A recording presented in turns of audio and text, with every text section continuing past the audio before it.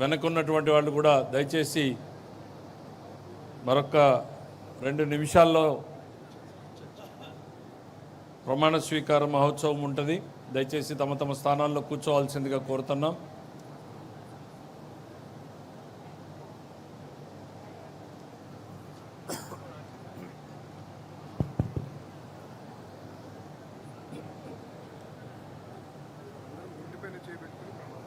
ప్రమాణ స్వీకార పత్రాలు మీకు వచ్చినాయా?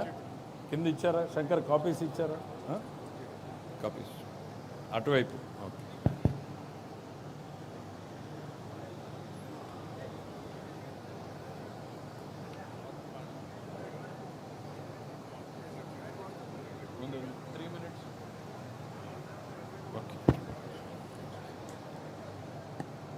తెలుగు జాతి గర్వించదగ్గ నాయకుడు, అపారమైనటువంటి రాజకీయ అనుభవం, అంతకు మించినటువంటి కార్యదక్షత, 4 దశాబ్దాల రాజకీయ ప్రస్థానంలో ఎన్నో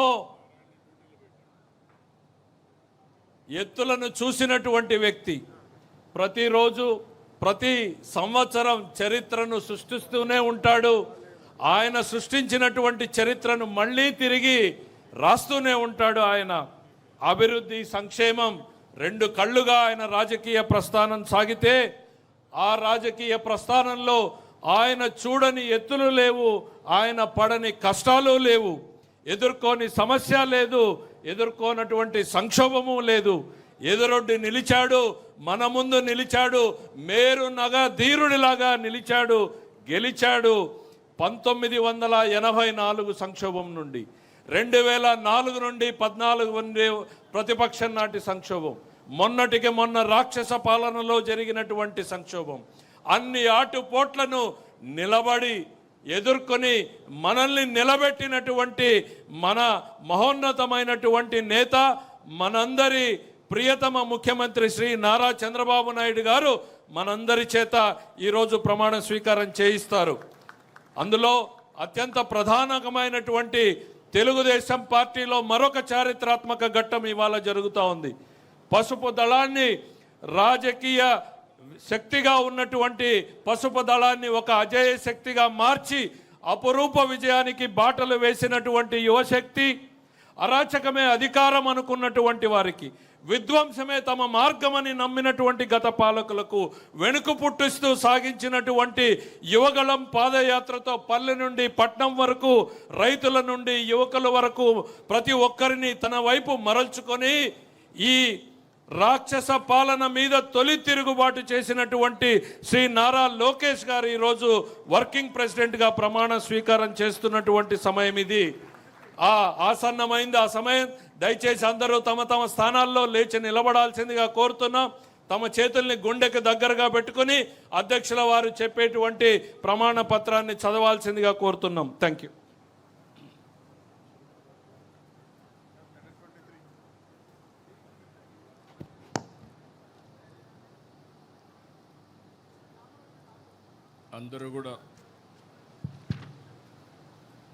అందరూ కూడా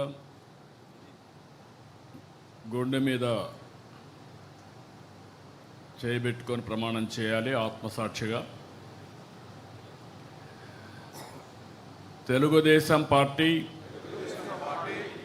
ఆశయాలకు, పవిత్ర లక్ష్యాలకు కట్టుబడి ఉంటూ పార్టీ సభ్యునిగా క్రమశిక్షణతో, ప్రజాసేవాభావంతో మనస వాచ కర్మేణ నిరంతరం పాటుపడుతూ నిస్వార్థంగా అవినీతి అక్రమాలకు పాల్పడకుండా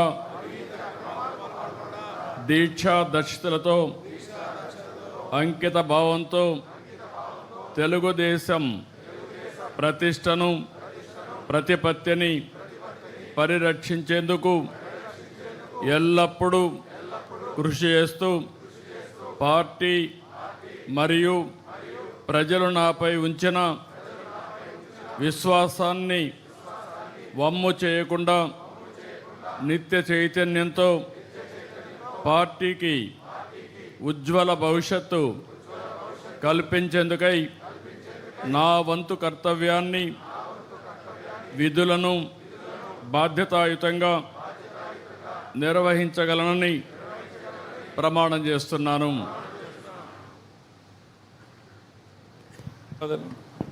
దయచేసి అందరూ తమ తమ స్థానాల్లో కూర్చోవాల్సిందిగా కోరుతున్నాం.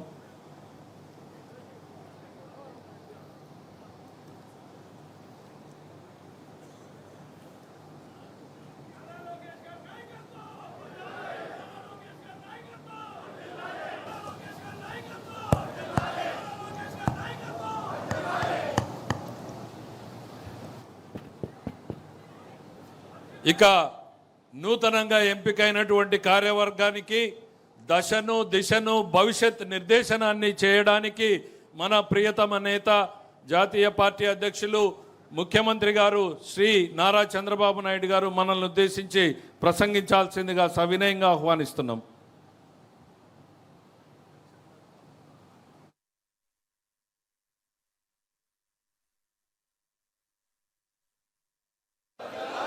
जोहार इंडिया, जोहार इंडिया।